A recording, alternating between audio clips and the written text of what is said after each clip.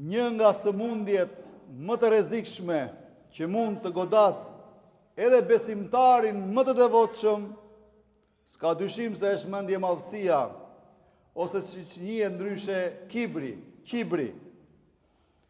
Ajo është një sëmundje e padukshme, por se pasojat i ka shkatrimtare, e cila e largon njeriu nga mëshira e Allahut xhele xhelalu dhe bëhet shkak që ta privoj atë nga kush?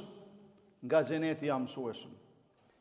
Pejgamberi i dashur Muhamedi sallallahu alaihi wasallam në një hadith të saktë i cili gjendet në Sahihul Muslim thotë: nuk do të hyjë në xhenet ai në zemrën e cilit ndodhet edhe një grimcë e vogël, pra mendje madhësie. Kjo sëmundje, si tham, nuk i godet vetëm jo besimtarët. Edhe besimtari, edhe ai që bën vepra të mira mund të bie në kurthin, në gafletin e mendje madhësisë, nëse ai nuk e pastron zemrën e tij.